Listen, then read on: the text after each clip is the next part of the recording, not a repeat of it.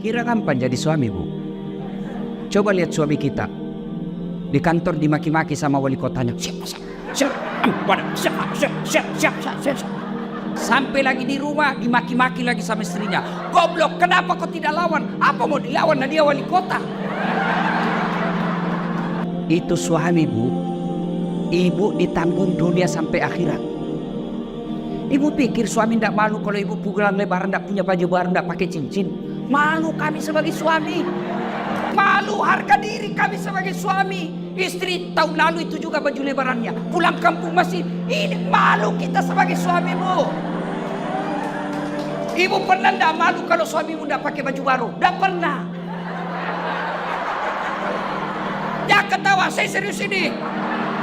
Dia pikir gampang jadi suami. Kadang-kala bawa Grab, motor, di jalan kempes bannya, dia tidak telepon kamu itu. Kenapa? Cukup saya menderita, tidak perlu istri saya tahu. Itu di dunia, di akhirat lagi dicari tuh suaminya. Kalau ibunya masuk neraka, ada 4 laki-laki yang melindungi. 1, bapakmu. 2, saudara laki-lakimu. 3, suamimu. 4, anak laki-lakimu. Kami laki-laki tidak ada yang tanggung. Kayaknya jangan suka ngomel.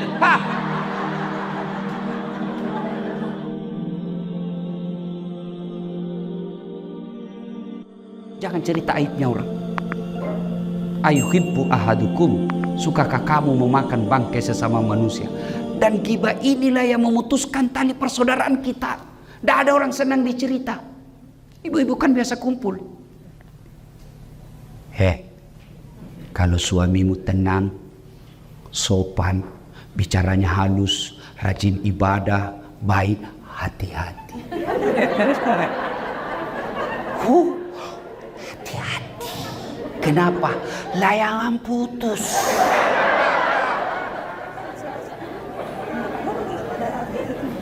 Berhenti. Begitu ibu mulai ada iya, itu kepala dinas itu begitu. Kau tahu sinetron tadi malam, jelek betul sifatnya. Tak ribut seperti itu. Langsung orang jadi korban. Bu, kalau majelis taklim yang sukses, dia akan berkata, sudah deh, tidak usah cerita kejelekannya orang. Na'udzubillah min zalik. Kita berlindung kepada Allah dari keburukan seperti itu. Belum tentu suami kita lebih baik dari suami dia. Hanya Allah saja masih tutup aib dan keburukan aib suami kita. Itu baru majelis taklim yang baik. Ini tidak, biar bukan urusannya mau dicampuri.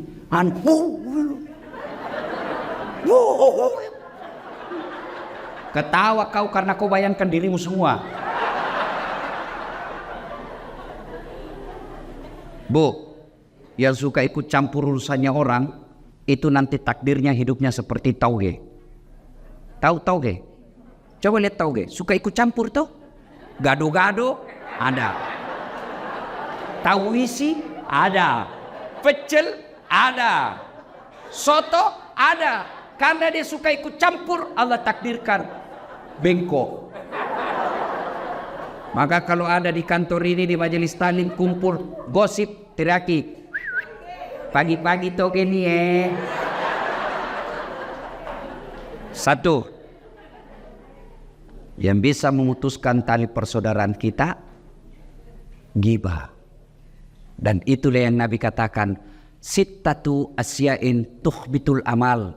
Ada 6 sifat yang menghancurkan amalmu. 1 diantaranya, al-istighalu bi'uyubil khalqi, toge.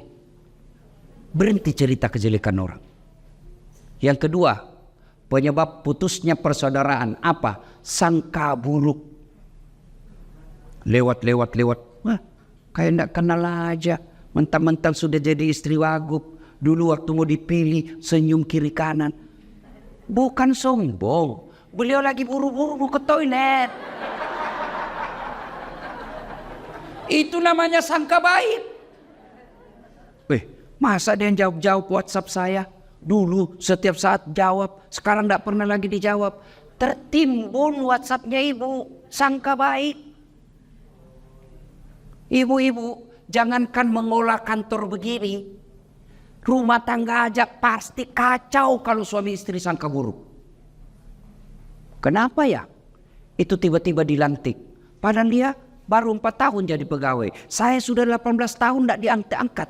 Betul Bapak 18 tahun tapi otaknya Pentium 1. Lambat loading. Prosesornya sudah tua. Bikin surat, siapa wali? Sudah Pak, tinggal diteken. Belum sudah namanya itu dong. Ini betul 4 tahun tapi otaknya Pentium 4. Cepat loading. Satu kali penjelasan, siapa? Belum ditanya, sudah selesai. Itu sangka baik. Ibu-ibu sangka baik sama suami. Jangan selalu kau periksa HP-nya. Kau kira yang nak cari nafkah? Saya darah.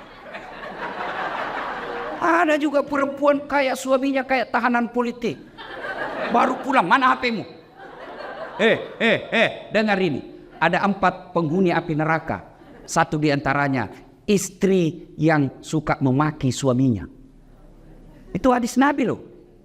Ada 3 golongan orang yang tidak diterima amal ibadahnya. Satu diantaranya istri yang durhaka sama suaminya. Ada yang tanya, bagaimana kalau suami durhaka sama istri? Tidak ada dalam hadis.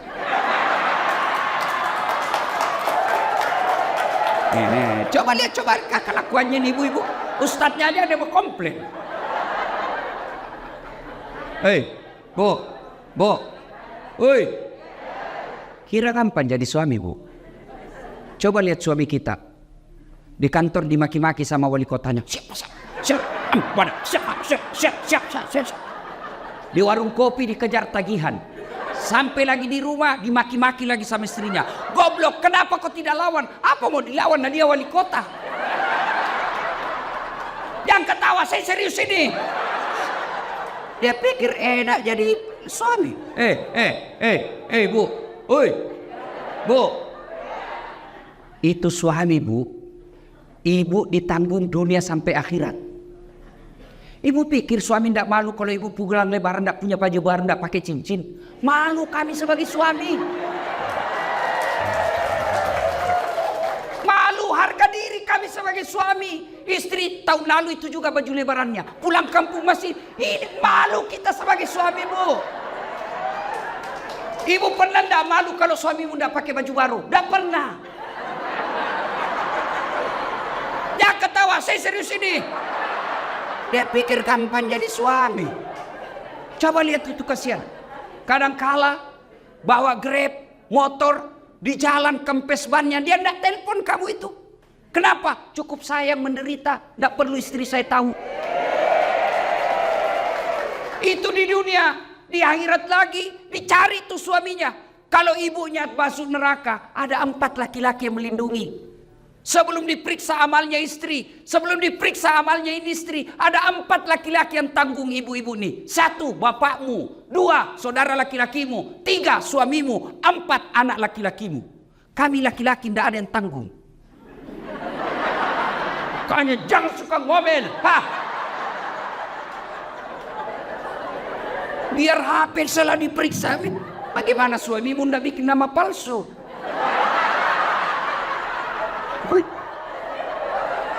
Kalau saya begitu bu. Saya bu semenjak saya viral ini, ada cinta-cinta monyet saya dulu di kampung. Baru setelah saya viral, kan dulu di kampung bukan siapa-siapa saya bu. Tiba-tiba viral, dia telepon saya sekarang. Saya mau blokir, dah enak nanti dibilang saya sombong satu kampung.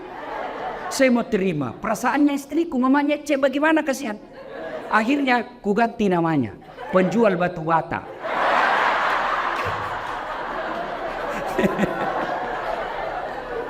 Suatu ketika saya lagi nonton sepak bola.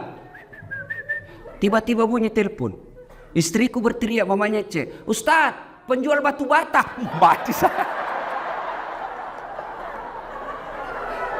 Terpaksa saya tidak boleh panik, kalau panik ketahuan. Santai aja.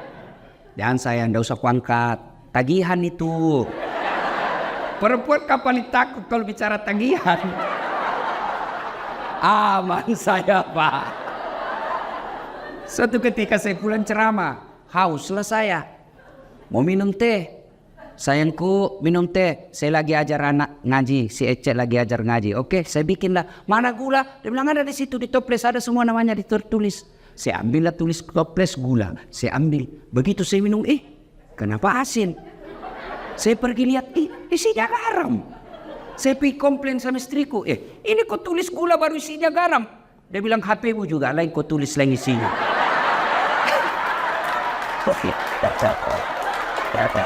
Salatullah salamullah ala toha rasulillah. Salatullah salamullah ala yasin. Alhamdulillah. Jadi jangan sangka buruk. Masa suami yang carikan nafkah, yang belikan baju, yang nyicilkan mobil, yang nyicilkan rumah, masa ibu curigai terus?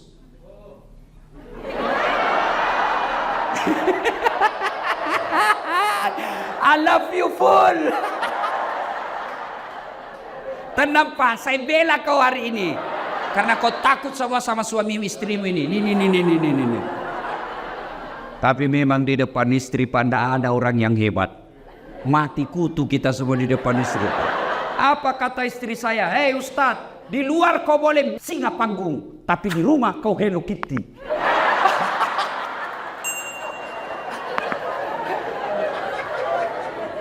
Bu, telepon suami. Kok tidak dijawab? Oh, suamiku lagi sholat duha. Tenang perasaan. Telepon lagi jam 12. Kok belum dijawab? Oh, berarti lagi sholat berjamaah. Tenang perasaan. Telepon jam 2, belum dijawab. Oh, berarti suamiku lagi meeting sama wali kota. Telepon lagi, tidak dijawab. Oh, mungkin HP-nya dilupa di mobil. Tiba-tiba masuk WhatsApp. Saya lihat suamimu bonceng cewek, cantik betul. Oh, berarti suamiku lagi nge-grab. Tenang perasaan. Iya tuh Bu. Hei. Apa enaknya sangka buruk sama suami? Sebutkan. Apa? Capek. Apa enaknya sangka buruk? Stres. Kalau kau sangka buruk, apa yang kau dapat? Sengsara kan? Coba kalau sangka baik. Kenapa? Dosanya dia, ibu tidak tanggung. Dia selingkuh, tidak ada urusan.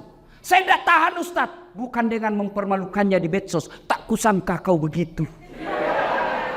Andai ku tahu begini, aku tidak menerima lamaranmu. Apalagi tidak, Nasoduk punya anak 2. Maka lebih baik apa?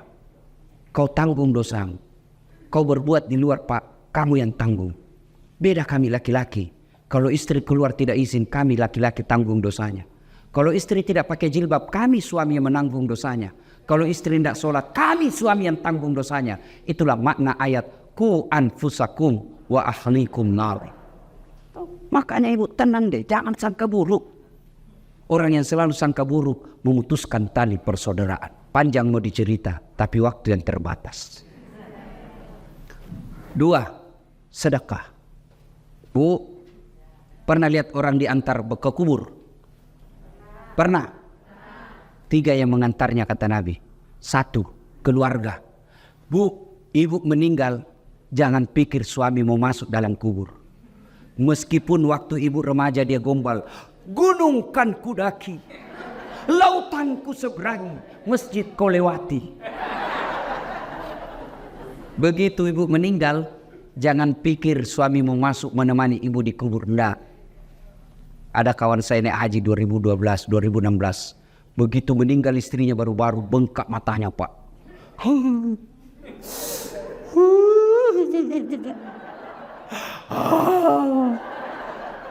Saya bilang hebat betul ini Bapak. Biasanya kalau laki-laki meninggal istrinya sih menangis, tapi tidak sampai ngau-ngau. Sabar Pak, separuh jiwaku hilang Ustaz. Rasanya tidak bisa kulanjutkan hidupku. Sabar Pak, innalillahi. Belum setengah tahun Bu. Saya pergi jogging, tahu kan lapangan Karebosi di Makassar. Saya lagi jogging, ketemu saya sama itu teman saya. Di sampingnya ada perempuan, putih, muda, panjang rambutnya. Saya tanya, Haji, siapa? Siapa Haji? Yang baru Ustaz.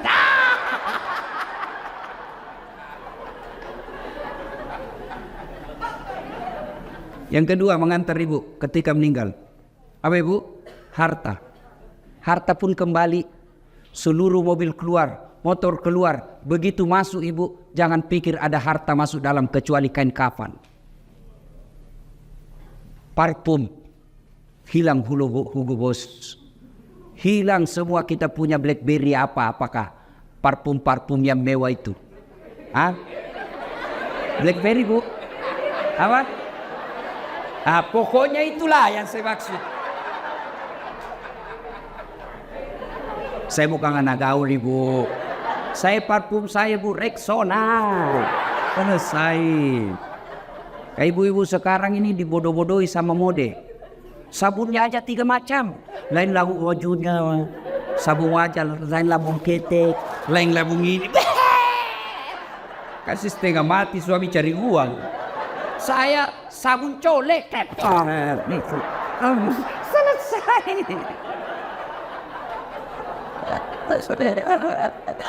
Ya, yang ketiga mengantar kita amal. Masuklah kita ke kubur. Begitu masuk kubur, bu, jangan pikir akan kembali lagi. Pegawai wali kota tidak disenang sama wali kota, tidak disenang sama gubernur. Masih ada pilihan? Ada. Tunggu sampai selesai jabatannya. Tidak disenang sama wali kota, tunggu sampai dimutasi, selesai urusan. Tidak mutasi Ustaz, masih ada pilihan. Apa? Pensiun dini, selesai. Lewat apa? Tidak ada urusan kamu, bukan kaulan bosku. Selesai. Ibu, ada warga Betawi ke Jawa merantau, sampai di Jawa kada nyaman, tidak enak di sana. Ada pilihan? Ada. Pulang lagi ke Betawi. Da orang Jawa merantau ke Papua, Papua tidak nyaman, balik lagi ke Jawa, mangan orang mangan, yang penting ngumpul. Senguara. Wes. Saiki monggo. Selesai. Tapi demi Allah, ibu masuk kubur, senang tidak senang, tinggal kau di situ. Tidak boleh kau keluar.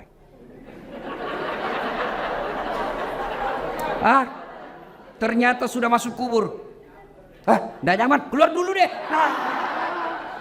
Ibu pun kalau keluar lari satu komplek. Tidak ada yang mau dekat sama ibu. Ketika sudah masuk dalam kubur, 3 aja yang bisa menolongmu, kata Nabi. 1 diantaranya, sedekatun jariyah, sedekah. Mohon maaf, matur nuhun. Nih bu, jinji yang di depan ini, yang banyak emas berliannya, tuh saya lihat cincin-cincinnya ibu. Jam tangannya ibu Agu. Kalau meninggal siapa yang pakai perhiasan ibu? Anak, bukan, istri kedua. Ia pasti kawin lagi lah suamimu. Dia dengarlah ceramah saya, ini istriku, mamanya cek di rumah. Ustadz, itu saya dengar ceramah, kalau meninggal kawin lagi. Jadi kalau saya meninggal Ustadz kawin lagi. Saya bilang, di sini kau sayangku. Ku peluk dia sambil ku jelaskan. Ku dengar baik-baik sayangku ya, engkau permata hatiku. Jangankan kau mati, kau masih hidup saja, saya selalu berpikir kawin lagi. Apalagi kalau kau sudah mati. Daripada ibu-ibu itu emas berlian dinikmati orang istri kedua, mending ibu kirim ke kubur sekarang. Sedekah. Dan enaknya menjadi istri wali kota, istri sekda, istri wagub, meskipun palsu tetap orang bilang asli. Iya toh? Kalau ibu Wagub pakai, pasti orang bilang asli dong. Padahal belinya di Tanah Abang. Iya, maka keliru orang kaya. Kalau saya kaya, mending saya pakai yang palsu. Orang pasti tahu asli. Tapi kita orang miskin, biar sudah asli orang bilang dari mana kau dapat?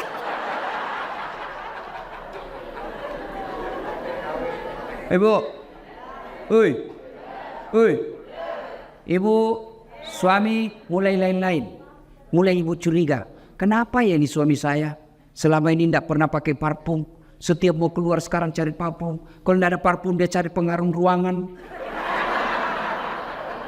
Itu 50% ibu wajib curigai. Kenapa ya? Setiap terima SMS selalu masuk toilet.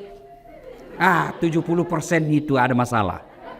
Daripada ibu curhat di medsos, cerita ke tetangga, cerita ke majelis taklim, cerita ke ibu PKK, mereka demi Allah tidak mampu menyelesaikan masalah. Lebih curhat kepada Allah. Doa namanya dalam sholat hajat. Ibu menangis di hadapan Allah. Tapi saya tidak tahu baca doanya, Ustaz. Doa bukan membaca. Doa bukan menghafal. Doa itu curhat. Bahasa Arab bukan. Bahasa Belanda boleh. Bahasa Betawi silakan. Bahasa Inggris kalau kau tahu. Bahkan boleh pakai bahasa isyarat.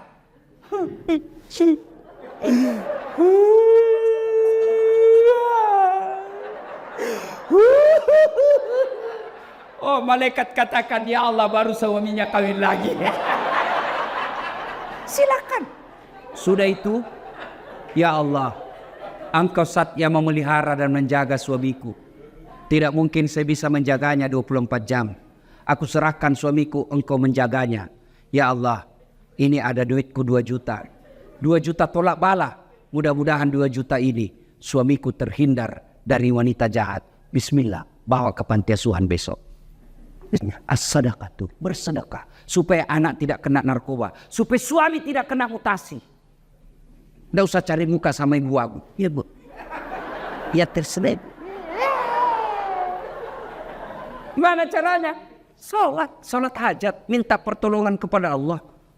Ya Allah, lindungi suami saya. Ini 1 juta, tolak bala supaya suamiku tidak terkena musibah mutasi. Ya Allah, ini 2 juta supaya istri suamiku terhindar dari wanita jahat. Coba ibu amalkan. Sholat hajat namanya. Saya tidak tahu niatnya, Ustaz. Masa ibu tidak tahu niat? Niat itu begitu ibu wudu, saya mau sholat hajat. Itulah niat, tidak harus diucapkan. Mau ucapkan, sholli sunnatal hajjati, raka'ataini lillahi ta'ala, Allahu Akbar. Tidak hafal bahasa Arab, bahasa Indonesia. Saya niat sholat hajat, 2 rakaat sunnah hukumnya bagi saya lillahi ta'ala, Allahu Akbar. Itu pun tidak hafal. Berdiri tegak menghadap kiblat, Tuhan, sholat hajat ya, Allahu Akbar. Salatullah, salamullah, ala toha rasulillah. Salatullah, salamullah, ala yasin. Allahu Akbar. Ayo salat, sedekah. Jangan terlalu pelit. Bapak-bapak nih yang ada di depan saya, supaya bapak tidak kena musibah mutasi, sedekah. Percaya ibu, tidak ada orang bangkrut gara-gara rajin sedekah. Tidak ada orang yang senang orang pelit. Ibu saya tanya, senang wali kota yang pelit atau dermawan? Senang ibu wagub yang pelit atau dermawan? Senang tetangga yang pelit atau dermawan? Senang yang mantu dermawan atau pelit? Tidak ada orang suka orang pelit. Bahkan orang pelit sekalipun tidak senang sama orang pelit. Jangan kau ke rumahnya, pelit dia, padahal dia juga pelit. Begitu jeleknya itu sifat pelit. Tolong carikan saya di Jakarta Selatan ini yang bangkrut dan sengsara gara-gara rajin sedekah. Tak ada. Ada 10 golongan sahabat Nabi yang dijamin pasti masuk surga. Nabi keluar dari bibir beliau, 10 sahabatku yang pasti dijamin masuk surga. Dari 10 itu, 7 diantaranya adalah mereka pengusaha yang dermawan. Sedekahlah. Ustadz, kita mau sedekah tapi kan kita miskin. Sedekah tidak harus banyak. sedekahnya seorang ibu cleaning service 5 bungkus nasi bungkus jauh lebih mulia daripada 100 bungkus kepala dinas. Kenapa? Kalau 5 bungkus dari cleaning service murni duitnya 100% dia sedekahkan. Tapi kepala dinas duitnya pendor. Ayo sedekah. Ibu bapak yang saya muliakan, pada akhirnya tujuan puasa membentuk ukhuwah dan melahirkan insan-insan yang dermawan. Mudah-mudahan kita hadir di tempat ini. Kalau ada yang selalu terlanjur memutuskan silaturahmi gara-gara pilpres, baikkanlah. Karena Pak Prabowo dan Pak Jokowi sekarang sudah satu paket. Berhentilah bermusuhan cebong kampret. Tidak ada gunanya untuk kalian. Yang kedua, kalau ada rezeki Allah berikan, sedekahkanlah supaya Allah tambah 700 kali lipat. Demikian, mudah-mudahan ada manfaat. Lebih dan kurangnya mohon dimaafkan. Ibu Wagub tadi berpantun, saya pun mau berpantun. Burung cendrawasih di atas batu. Terima kasih dan thank you. Assalamualaikum warahmatullahi wabarakatuh. Sittatu asya'in tukhbitul amal. Ada 6 sifat yang menghancurkan amal kebaikanmu. 1 kata Nabi, al-istighalu bi uyubil khalqi. Suka sekali cari jeleknya orang, dia lupa jeleknya dirinya sendiri. Ini ya, Pak Gosip. Semua mau diurusi. Jeleknya orang dia nampak. Dia tidak tahu jelek dirinya. Yang orang Melayu mengatakan, semut seberang lautan tampak olehnya. Sementara gajah di pelupuk matanya tidak terlihat. Kan aneh. Semut yang jauh dia bisa lihat. Sementara gajah di depan matanya dia tidak lihat. Ini banyak orang seperti ini Pak. Jeleknya orang dia tahu semua. Sementara keburukan dirinya dia tidak urusi. Maka Nabi menjelaskan, beruntunglah orang-orang yang terlalu sibuk mencari kekurangan dirinya sehingga tidak punya waktu untuk mencari aib dan kekurangan orang lain. Ada ibu-ibu bilang begini, Ustadz, kan cocok itu yang saya bilang. Memang begitu. Justru benarnya kita cerita namanya ghibah. Kalau salah namanya fitnah. Waktu Nabi Isra Mi'raj, Nabi diperlihatkan ada manusia yang kukunya terbuat dari tembaga api neraka. Kukunya panjang, dia cakar mukanya. Tapi dia bilang sakit, nah cakar Ji. Sakit tapi dia cakar. Lalu dia makan bangkai orang mati di depannya. Dia makan bangkai. Nabi lalu bertanya, Jibril, siapa itu? Belen-belen sekali. Dongo, buntu. Masa dia tahu itu mukanya sakit cakar? Masa dia tahu itu bangkai dia makan? Siapa dia Jibril? Jibril menjawab, itulah umatmu yang suka menceritakan kejelekan orang. Pemilu kemarin, Pilpres kemarin, banyak orang hancur amalnya Pak. Facebook, Twitter, WhatsApp. Dia share semua kejelekannya orang. Jeleknya orang semua ditabur. Caleg-caleg lawannya dijelek-jelekkan semua. Nah, itu hancur amalnya. Itu nanti di akhirat kan ada orang datang. Ya Allah, ini puasaku. Datang tetangganya, tunggu dulu Tuhan. Saya pernah bertetangga itu di Ternate. Nah gosip Kak. Katanya anakku yang lurus rambutnya bukan anaknya suamiku. Karena suamiku keriting rambutnya. Dia tidak tahu anaknya lurus rambutnya karena sudah di-rebonding. Gara-gara fitnahnya, saya malu satu kota. Saya minta keadilan. Allah berfirman, ya sudah, ambil itu puasanya. Habis puasanya 3 tahun. Habis puasanya 5 tahun. Masih ada yang datang. Saya juga ya Allah, saya pernah dicerita. Katanya mobilku hasil korupsi. Gara-gara fitnahnya, saya tidak diangkat jadi pegawai negeri. Saya tetap menjadi PTT, pegawai tidak tetap. Sudah itu TTP lagi, tetap tidak pegawai. Saya minta keadilan ya Allah. Allah berfirman, ya sudah, ambil puasanya, ambil sholatnya. Habis puasa, ambil sholat. Setor lagi. Ya Allah, ini hajiku. Datang lagi tetangganya. Tunggu dulu Tuhan, saya juga pernah difitnah. Gara-gara fitnahnya saya kalah di caleg. Habis sawaku kujual, karpetku, ambil kembali di masjid. Saya minta keadilan ya Allah. Allah berfirman, sudah, ambil itu hajinya. Habis amalnya Pak. Habis. Puasanya habis, sholatnya habis, hajinya habis, zakatnya habis. Masih ada yang datang. Ya Allah, saya juga pernah dicerita kejelekanku. Allah berfirman, bagaimana Le? Habis amalku ya Allah. Bagaimana lagi? Sudah habis amalku. Kata Allah, supaya adil, ambil dosanya itu orang pernah kau sakiti. Ambil semua dosanya itu orang pernah kau fitnah. Ambil semua dosanya itu orang pernah kau hina. Habis amal kebaikannya, dosanya orang masuk. Maka saya Pak, kalau nabuli ke orang di medsos, saya bilang, habis tong itu amalmu. Cari tamat terus, cabut itu amalakmu.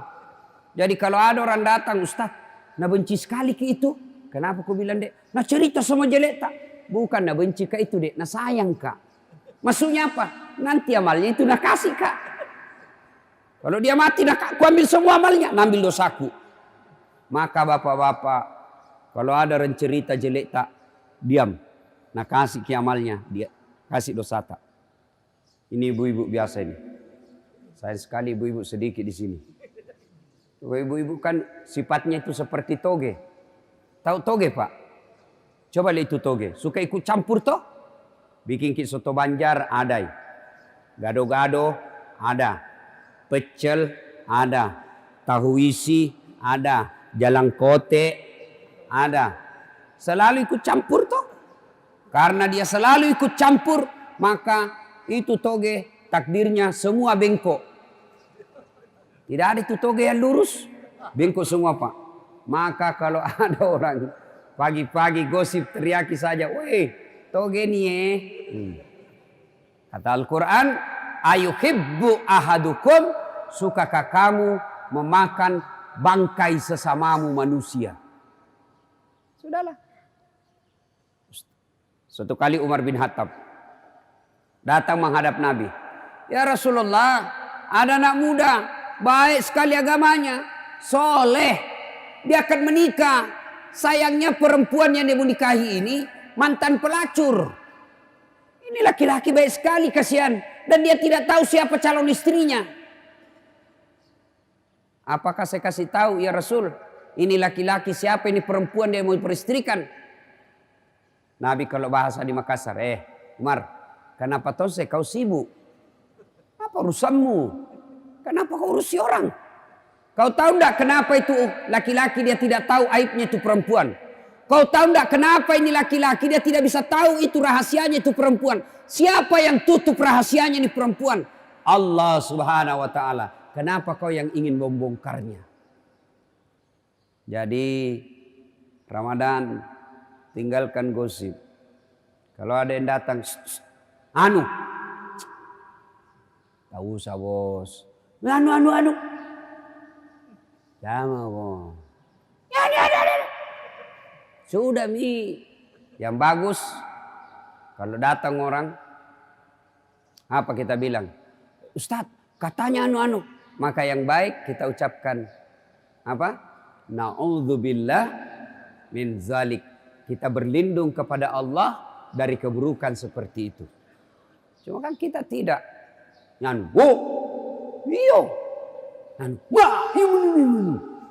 Bisa amalmu bos. Satu, yang menghancurkan amal, suka cerita kejelekan orang.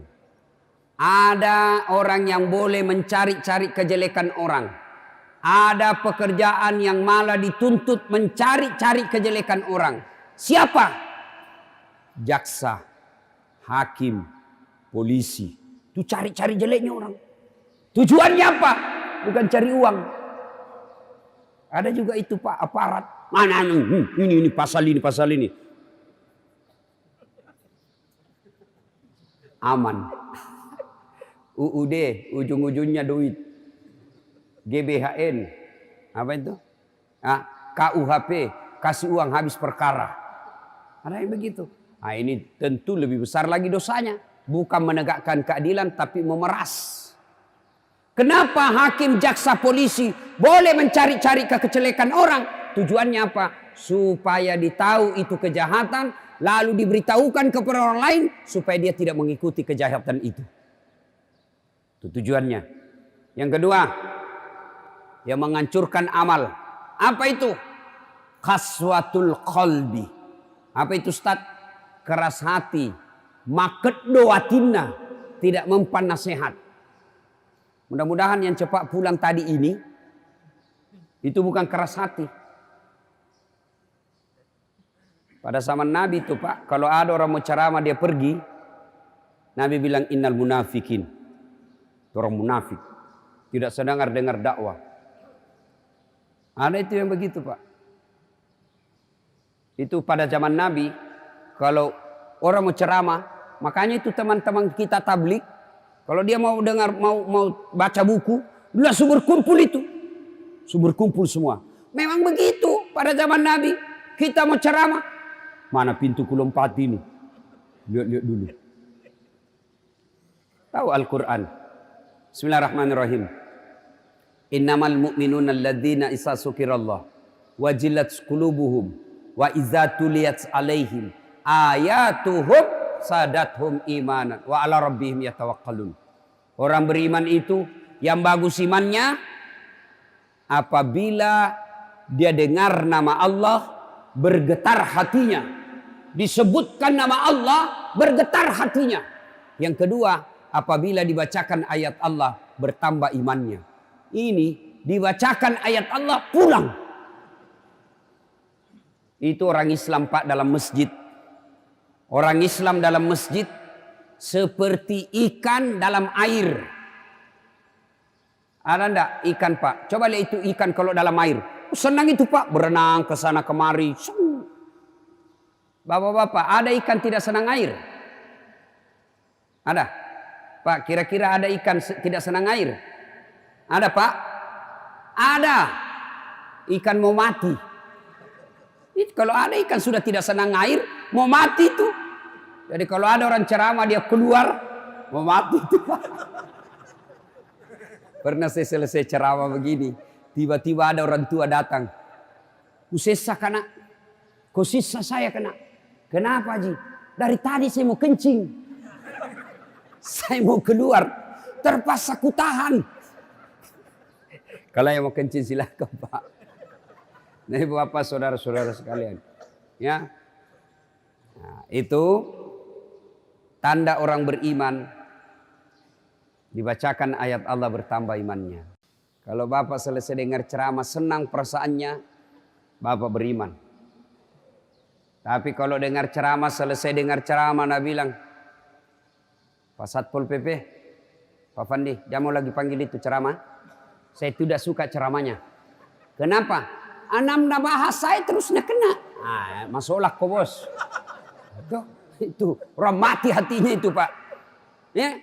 Bahkan ayat berikutnya Allah jelaskan, orang yang dengar dakwah, kalau dia tidak suka dengar dakwah, ayat berikutnya dijelaskan, mereka lebih hina dari binatang. Coba itu ada dalam Quran kan? Ayo. Waja'alna min baini aidihim sadda apa? Bismillahirrahmanirrahim. Kau sampaikan ayat Allah atau tidak, sama saja la yu'minun, mereka tidak akan beriman. Kau sampaikan ayat Allah atau tidak, kau ceramai atau tidak, kau nasihati atau tidak, kau dakwai atau tidak, sama saja mereka tidak akan beriman. Bahkan ayat berikutnya dijelaskan khatamallahu, punya hati tapi tidak bisa dia pakai, punya mata tidak bisa melihat, punya telinga tidak mendengar, mereka lebih hina dari binatang. Jadi kalau ada orang Islam Pak sudah tidak tenang kalau dengar ceramah, tidak senang dengar dakwah, mereka lebih hina dari binatang. Tahu binatang Pak? Tahu binatang? Tahu binatang toh? Kambing. Tahu kambing? Binatang. Tahu binatang? Kambing. Tahu kambing? Binatang. Itu kambing, mamaku di kampung sampai sekarang masih jual beli kambing. Itu kambingnya kalau ada nakal, nak ganggu temannya, tak. Langsung dia bilang mamaku, tikengi, tangkap, bawa di pasar, jual. Sampai di pasar tidak ada yang beli. Haji, dega kata beli, tidak ada orang beli, palisui, kasih pulang, potong. Kambing, nakal, jual. Tidak ada yang beli, potong, makan sama-sama. Kalau ada di sini, mau diapain? Mau diapa Pak? Hah? Jual. Siapa mau beli bikin repot. Potong. Siapa mau makan? Orang mati jangankan dimakan, dipegang saja jenazahnya itu orang meninggal. Jijik kita pegang muka atas setelah dipegang, dicuci bersih-bersih. Itulah yang Allah jelaskan, mereka lebih hina dari binatang. Jadi kalau ada orang Pak tidak suka dengar ceramah, bembe, kambing yang dua kaki, itulah dia. Malah nak musuh itu Ustaz, nak bully. Saya nak bully juga itu Ustaz Pak. Anak-anak muda nak bully Kak. Nak bilang ini Ustaz cerita sunnah-sunnah terus. Tak pernah memelihara sunnah. Kenapa kau bilang saya tidak pelihara sunnah? Buktinya kau tidak pelihara jenggot. Mau dia apa kalau tidak mau tumbuh? Ada juga orang begitu Pak. Gara-gara jenggot. Tapi saya bilang tidak apa-apa. Mau Allah todo saku itu. Kau ambil saku. Ya. 3. Yang menghancurkan amal. Kita ulang tadi. 1, tukang gosip. 2, keras hati. Apa dia tahu itu das? Ilmunya lebih bagus ilmuku. Habis bos amalmu. 3, yang menghancurkan amal. Qillatul haya. Makuras siri. Tidak ada rasa malunya. Bahkan Rasulullah menjelaskan, sebenarnya pakaian orang takwa itu rasa malu. Ini yang sudah mulai tipis di Indonesia Pak. Coba lihat pejabat kita sekarang Pak. Bandingkan pejabat Jepang. Pejabat Jepang Pak, baru dituduh korupsi, sudah mundur. Bukan cuma mundur Pak, nak bunuh dirinya. Karena dituduh kalau tidak terbukti. Jepang. Kita bukan lagi dituduh, sudah dipenjara, masuk lagi caleg. Coba mikir. Ini Indonesia Pak. Pencuri, perampok, koruptor. Bapak mulai sekarang yang curi uang negara jangan kau bilang koruptor. Cantik sekali disebutnya. Bilang kau perampok. Panga. Orang Bugis bilang panga. Pencuri. Itu di Saudi Arabia, pencuri dipotong kepalanya Pak. Malaysia mencuri dipotong tangannya. Di Indonesia dipotong masa tahanannya.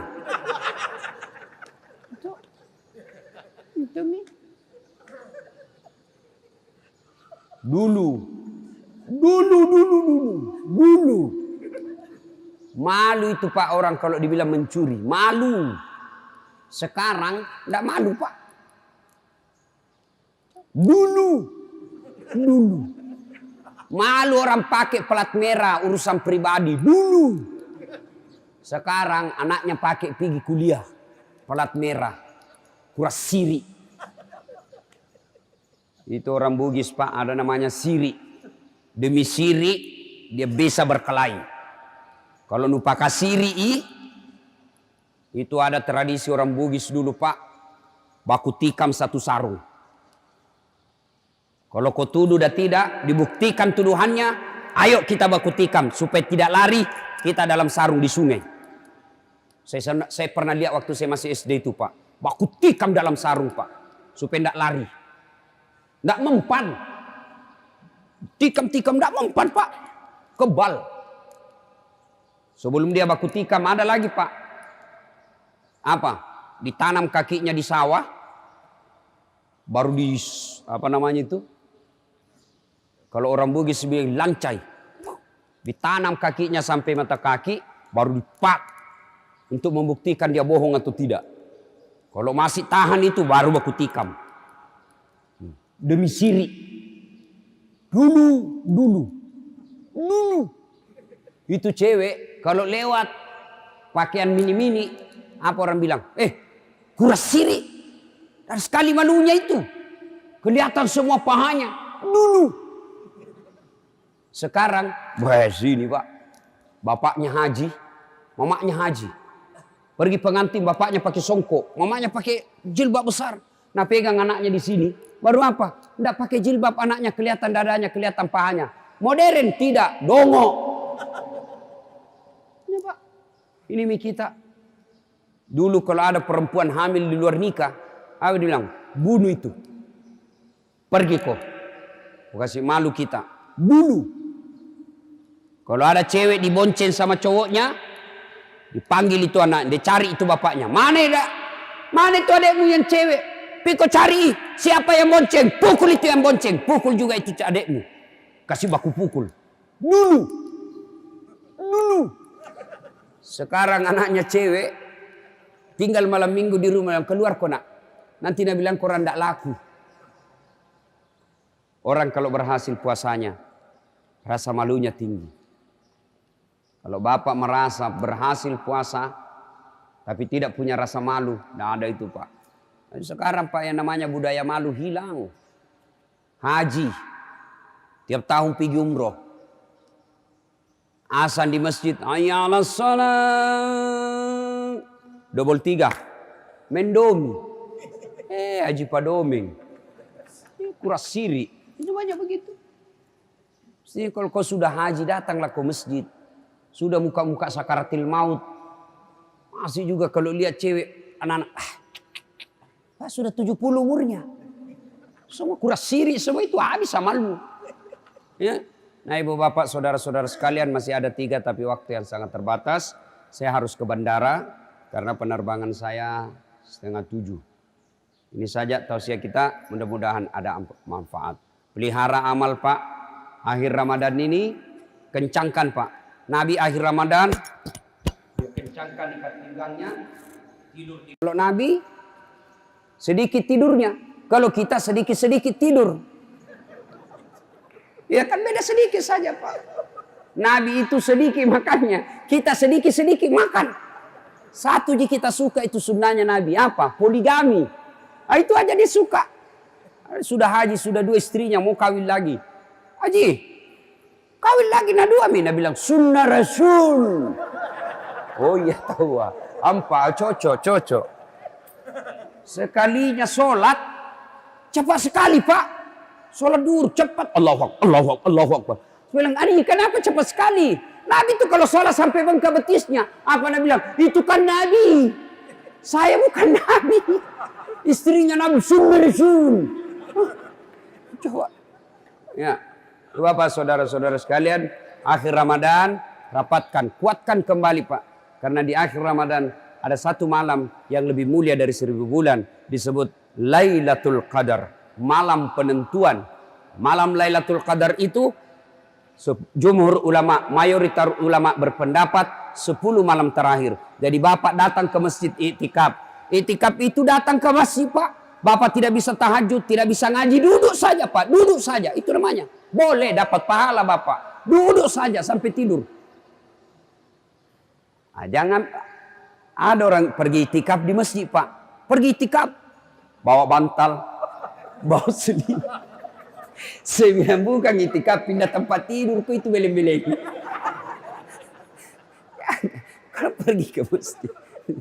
Pindah tempat tidur, datang ke masjid, ngaji pak, capek ngaji, bapak berdiri lagi, jalan-jalan keliling masjid, duduk lagi, iktikaf, bapak lagi iktikaf, turun Lailatul Qadar, maka sama halnya pak, lebih mulia pak, bapak sholat tahajud 83 tahun berturut-turut, 83 tahun, bapak pernah sholat di sini 83 tahun berturut-turut, tidak pernah berhenti, pernah. Tarawih saja 20 rakaat, nah bapak menyerah. Apalagi kalau imamnya panjang-panjang langsung mengomel semua pulang. So alim itu tadi imam, dia siksa kita. Kenapa? Sembahyang subuh surah Yasin dia bagi 2. Demikian, mudah-mudahan ada manfaat. Lebih dan kurangnya mohon dimaafkan. Nun wal kalam ya misturun. Billahi fisabilil haq. Assalamualaikum warahmatullahi wabarakatuh.